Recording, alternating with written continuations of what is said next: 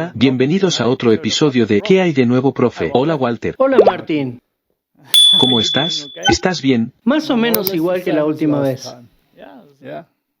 Sí, bueno, al menos nuestro clima ha mejorado. Estaba helando. Fue el día más frío del año hasta aquí, hasta mediados del verano. Sí, es correcto, rompió algunos récords. Pero no nos dejemos llevar por eso porque... No, definitivamente fue un caso de enfriamiento global. Continuemos con los mensajes más importantes para el mundo hoy. Como siempre, abriremos con una palabra de oración porque es importante. Es un mensaje muy importante. Si Sí, necesitamos ayuda, nuestro Padre Celestial, necesitamos tu ayuda. Todos los días, cada hora, te pedimos ahora que ilumines nuestras mentes con el Espíritu Santo. Rodéanos con tus santos ángeles y guíes esta conversación y ayúdanos a presentarla a los espectadores en el nombre de Jesús. Amén. amén. Martín, este es el mensaje final de advertencia a la humanidad. Es muy, muy serio y necesitamos entender de qué se trata. Así que analicémoslo detenidamente y veamos cuáles son todos los componentes. Muchos lo perciben como un mensaje muy negativo, pero en realidad es un llamado a aceptar un mensaje muy positivo. Estaba pasando por mi mente exactamente lo mismo que la gente. Ve esto y dice, oh, es un juicio, es malo. Se estremecen cuando escuchan este mensaje. No se supone que sea así. No se supone que sea así. Depende de tu actitud. Muy bien, echemos un vistazo.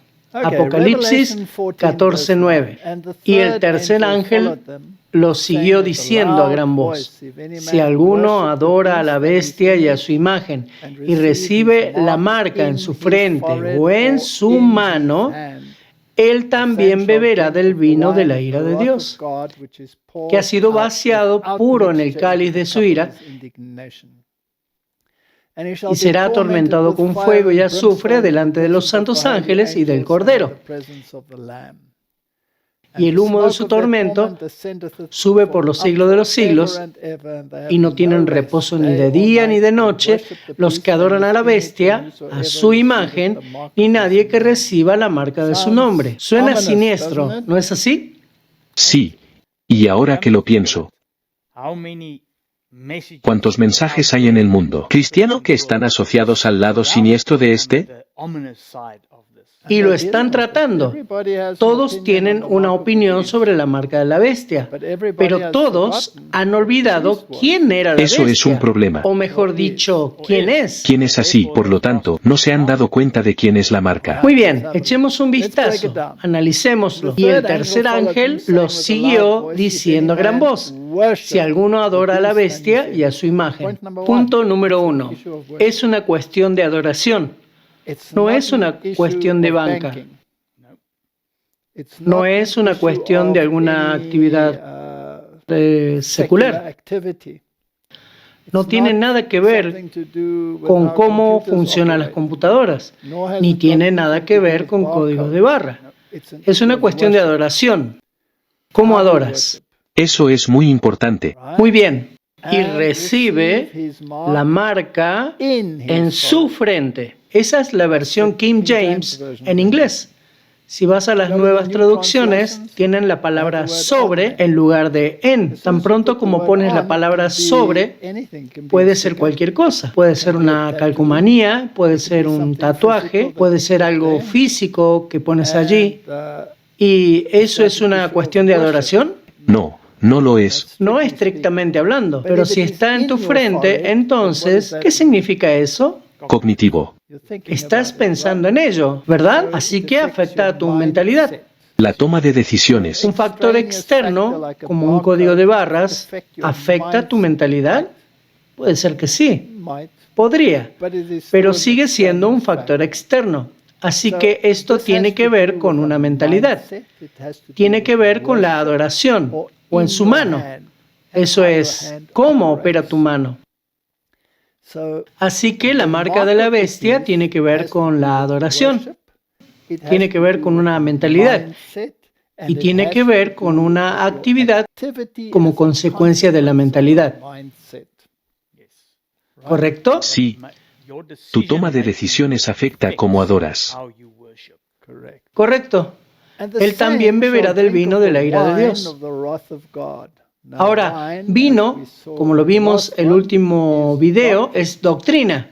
Y si aceptas doctrinas falsas, entonces hay consecuencias y la consecuencia es la ira de Dios. Ahora, la ira de Dios no es un Dios vengativo que está derramando su ira. Es una consecuencia de una elección que has hecho que te descalifica para ir al cielo. Ahora, ¿por qué te descalifica para ir al cielo? ¿Porque Dios es un tirano? No. No, es porque traerás discordancia al cielo. Exactamente. De todas maneras, no serás feliz allí porque las reglas que no te gustan aquí no te gustarán allí porque son las mismas reglas que leemos en la Biblia. Correcto. Y será atormentado con fuego y azufre delante de los santos ángeles y del Cordero. Ahora, el fuego y el azufre del que habla Dios, Él nos da un ejemplo como Sodoma y Gomorra, fueron destruidas hasta quedar reducidas a cenizas, así será, y no volverán a levantarse. Y el humo de su tormento sube por los siglos de los siglos. En otras palabras, es de carácter definitivo. Sí, las consecuencias. Sí, no es el humo el que es por los siglos de los siglos. Son las consecuencias de la quema y del humo las que serán por siempre. Correcto. Como acabas de mencionar, Sodoma y Gomorra no están ardiendo aún, pero las consecuencias todavía están. Sí, y la Biblia es bastante clara. Serán como si nunca hubieran existido. Y también habrá cenizas bajo sus pies. No habrá resurrección de esa destrucción. Y luego está la porción interesante. Y no tienen reposo ni de día ni de noche los que adoran a la bestia y a su imagen, ni nadie que reciba la marca de su nombre. Ahora necesitamos saber quién es la bestia. Necesitamos saber qué es la marca y qué tiene que ver su nombre con eso. Nombre siempre significa carácter. Y porque él también es Babilonia, significa rebelión contra la palabra de Dios. Así que tiene que ver con adoración, tiene que ver con tu comprensión cognitiva, tu opinión sobre estos temas de salvación, y tienen que ver con tus acciones. Si no aceptas el camino de Dios, entonces, lamentablemente, te descalificas y habrá una destrucción y no entrarás en el descanso. Y la bestia no tiene descanso, tampoco la imagen de la bestia tiene descanso. En otras palabras, han perdido algo que los lleva al descanso. Sí. ¿Es así? Así que tenemos que descubrir ¿Qué han perdido que lleva al descanso? ¿Y de qué necesitas descansar? Esa es una pregunta muy importante. Así que profundicemos un poco más y veamos si podemos desentrañar todo esto. Apocalipsis capítulo 14, versículo 12. Aquí está la paciencia de los santos, los que guardan los mandamientos de Dios y la fe de Jesús. Muy bien, es una cuestión de adoración. Es cómo piensas sobre ella y cómo actúas. Así es. Y debe tener algo que ver con los mandamientos de Dios, porque aquí está la paciencia de los santos, los que guardan los mandamientos de Dios, es parte del mensaje del tercer ángel, y tienen la fe de Jesús. Ahora, en las traducciones modernas les gusta cambiarlo y poner en Jesús. Entonces solo crees en Jesús.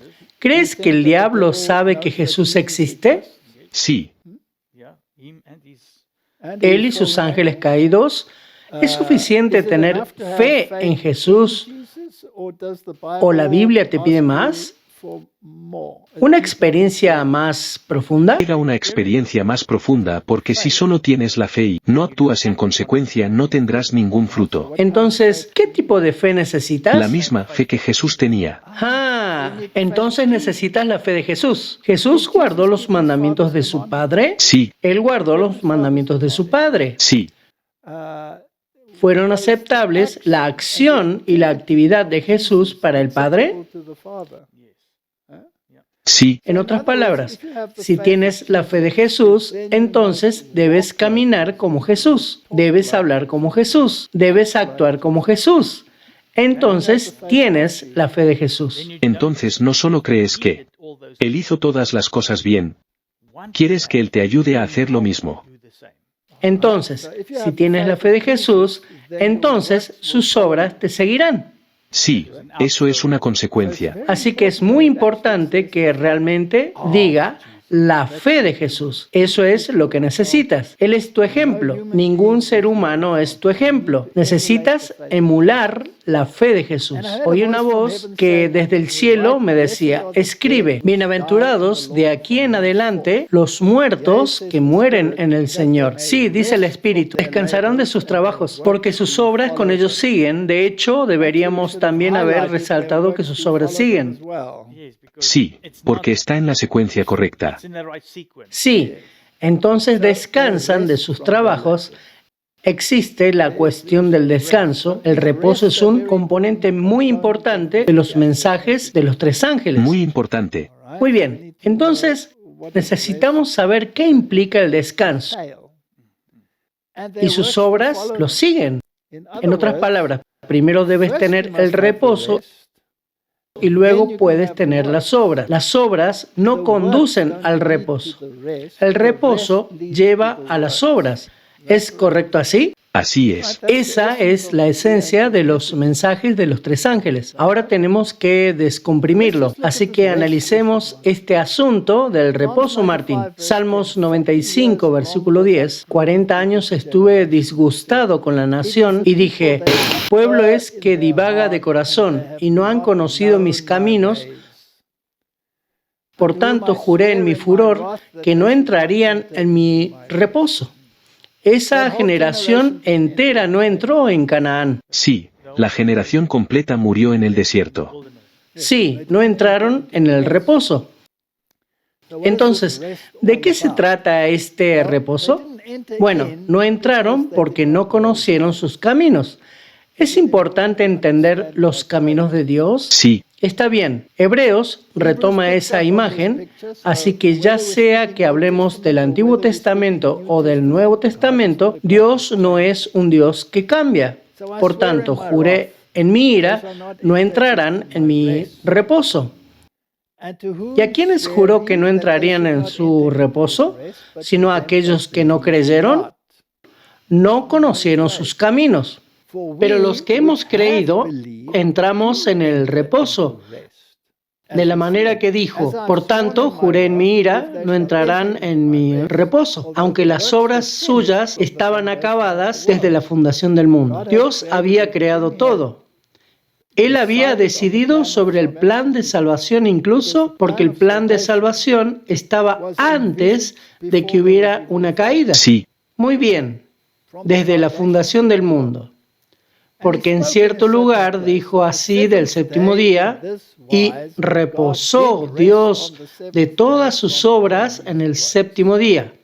Hagamos otra pregunta. ¿Es el reposo parte del mensaje del tercer ángel? sí, Reposo de las obras, ¿verdad? ¿Eso excluye las obras? no Porque ellas siguen, tienen que seguir. porque las obras siguen. ¿Tiene el sábado algo que ver con el reposo? Sí, Porque es un símbolo del trabajo completado. sí, Muy bien, ese es el trabajo de una creación física. Estaba físicamente completo y luego vino un memorial del trabajo completado, que fue el sábado. es para celebrarlo. Ahora la obra de la recreación, recrear a la humanidad caída. Martín, ¿eso también requiere descanso? Definitivamente. Ahora, si la creación estaba completa y el plan de salvación estaba completo, en el sentido que ya había sido decidido desde la fundación del mundo, ¿habrá un séptimo día para conmemorar una obra terminada completada? Sí, Ahora, ¿quién logra la salvación? Jesús. Jesús lo logra por ti. Ahora, si lo logro por ti, ¿es perfecto? Sí. ¿Hay algo que puedas agregarle? No, en absoluto. ¿Estás seguro? ¿Qué tal algunas buenas obras? ¿Qué tal una buena acción? ¿Eso te ayudará? Eso es lo que acabo de decir. Nada, no puedes trabajar para lograr esto. Tienes que creerlo y aceptarlo. Y luego tus obras mostrarán que caminas en ese camino porque sí es. Lo contrario, en realidad también estás mostrando que no tienes la fe que necesitas. Así que, si te doy nada, no te doy absolutamente nada. Y te digo, a partir de esta nada, por favor, crea el mundo entero en 6 días. ¿Podrías hacerlo? No, No. Dirías, lo siento, no puedo hacerlo. Ahora, lo mismo aplica a la recreación. Él completó el trabajo y tienes que aceptar el trabajo completado. Luego puedes entrar en reposo. ¿Reposo de qué? Del trabajo completado, del trabajo que tomó completar el trabajo. ¿Y quién hizo el trabajo? El mismo que creó lo primero, Dios. Entonces, el acto de creación y el acto de recreación requieren el mismo poder divino y no hay nada que yo pueda agregarle. Una vez que este mundo fue creado, Martin, ¿puedo disfrutarlo? Sí. ¿Había ciertas reglas para continuar disfrutándolo? Sí. Una vez que he sido recreado y puedo reposar en el trabajo completado de la recreación, ¿puedo disfrutarlo? Sí. ¿Existen ciertas reglas para mí para poder continuar disfrutándolo? Exactamente sí. Muy bien. Así que demos un vistazo a esto. Esto le da un nuevo giro al asunto.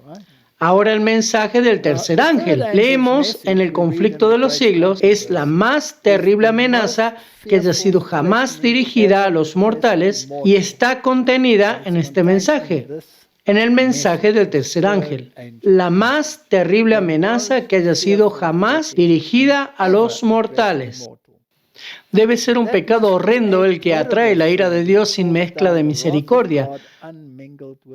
Los hombres no van a ser dejados en la ignorancia con respecto a este importante asunto. La advertencia contra este pecado va a ser dada al mundo antes que los juicios de Dios caigan sobre él, para que todos sepan por qué deben consumarse y para que tengan oportunidad de escapar de ellos. La profecía declara que el primer ángel hará su proclamación a cada nación y tribu y lengua y pueblo. La advertencia del tercer ángel, que forma parte del triple mensaje, no tendrá menos alcance. Así que es un mensaje universal. Está representado en la profecía como proclamado en alta voz por un ángel que vuela en medio del cielo y llamará la atención del mundo. Así que es un asunto muy serio. La cuestión es, una vez más, no puedes tener un mensaje débil, no puedes dar solo los mensajes de 2 ángeles. Debes darles el mensaje del tercer ángel también. Sabemos por las Escrituras que la segunda bestia de Apocalipsis capítulo 13 es la que impone la marca de la bestia. Ahora, la segunda bestia es una imagen de la primera bestia. En otras palabras, se parece a ella en carácter y actúa como ella. Por lo que necesitamos saber quién es la primera bestia. La hemos definido muchas veces. Pondremos una diapositiva para definirla, en aras de que esté más completo, pero leamos qué hace la segunda bestia, el segundo poder político o religioso. Debe ser religioso secular, porque la primera bestia, el catolicismo como sistema, no como las personas dentro de él. La primera bestia es un sistema político religioso y la imagen actuará como lo hizo la primera bestia. En otras palabras, será prescriptiva en cuanto a sus doctrinas. Correcto, y será cristiana. Y tiene que ver con la adoración. Apocalipsis 13:16, y hacía que, esta es la segunda bestia, a todos, pequeños y grandes, ricos y pobres, libres y esclavos, se les pusiese una marca en la mano derecha o en la frente, y que ninguno pudiese comprar ni vender, sino el que tuviese la marca o el nombre de la bestia o el número de su nombre. Aquí hay una foto, Martin, del Vaticano y del Capitolio, y podemos ver que arquitectónicamente hablando son una imagen el uno del otro. Entonces, un sistema es el mismo que el otro. Interesante, que ambos son en realidad templos, Sí. porque tienen altares. Así que la segunda bestia, que es el protestantismo, porque vimos que el protestantismo se había convertido en parte de Babilonia. Había caído en el mensaje del segundo ángel. Este es el que promulgará la legislación que dará honor a la primera bestia. Así que vayamos a la primera bestia históricamente y leamos sobre ella. Estas son las notas explicativas de John Wesley, y él escribe sobre Apocalipsis 13. Me paré sobre la arena del mar y vi subir del mar una bestia que tenía 7 cabezas y 10 cuernos, y en sus cuernos 10 diademas, y sobre sus cabezas un nombre blasfemo. Como hemos dicho antes, esta es una bestia conglomerada de todas las bestias de Daniel capítulo 7. Una bestia salvaje que sube 2 veces, primero del mar, luego del abismo. Sale del mar antes de las 7 copas. La gran ramera le sigue. Oh, lector, este es un tema del cual nosotros también estamos profundamente preocupados, y que debe ser tratado no como un punto de curiosidad, sino como una advertencia solemne de Dios. Ahora, cuando habla de la gran ramera que surge, se refiere a Apocalipsis capítulo 17, porque ella monta a la bestia y sobre su frente está escrito misterio, misterio, Babilonia, la madre de las rameras. ¿Verdad? El peligro está cerca. Estén armados contra la fuerza y el fraude, con toda la armadura de Dios. Sale del mar, que es Europa. En otras palabras, las naciones de Europa.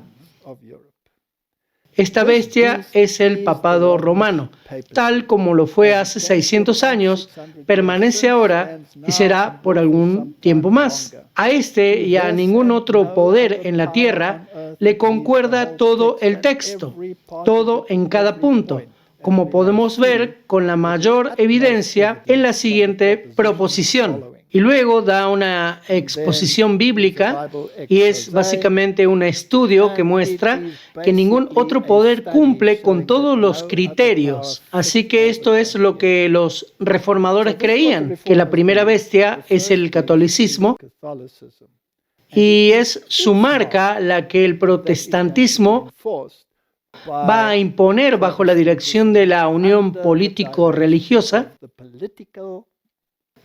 Iglesia y Estado, de los Estados Unidos protestantes. Ahora, miremos y veamos si existe la posibilidad de que esto realmente suceda. Así que vayamos a la historia moderna y veremos un artículo de la ABC News del 27 de octubre del 2023. ¿Qué papel juegan las opiniones religiosas del presidente Mike Johnson en su política? Pero su nuevo papel como portavoz y como segundo en la sucesión presidencial ha arrojado nueva luz sobre cómo esas creencias pueden influir en sus posiciones sobre cuestiones de alto perfil de la guerra cultural, como el aborto y los derechos de los homosexuales. Johnson, partidario del expresidente Donald Trump y negacionista de las elecciones del 2020, no son muy positivos acerca de él, dijo a un periódico bautista cuando se postuló para el Congreso en 2016: soy un cristiano comprometido y mi fe informa todo lo que hago. No hay nada de malo en eso, Martin. En una entrevista que se transmitió el jueves por la noche en Fox News, Johnson le dijo al presentador Sean Hannity que alguien me preguntó hoy en los medios, la gente tiene curiosidad, ¿qué piensa Mike Johnson sobre cualquier tema bajo el sol? Le dije, bueno, toma una Biblia de tu estante y léela. Esa es mi visión del mundo.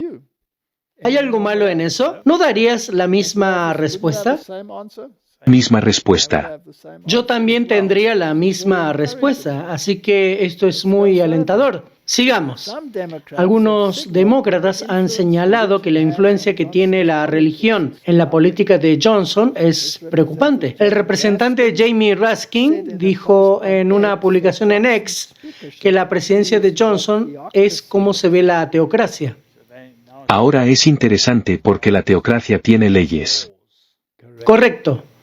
Jesús dijo, dad al César lo que se debe al César y a Dios lo que se debe a Dios. No mezcles los dos, y Él nunca lo hizo. ¿No debemos tener la fe de Jesús? Exactamente, no iglesia y Estado. Johnson ha indicado que no cree en la separación de la Iglesia y el Estado detallada en la cláusula del establecimiento de la primera enmienda.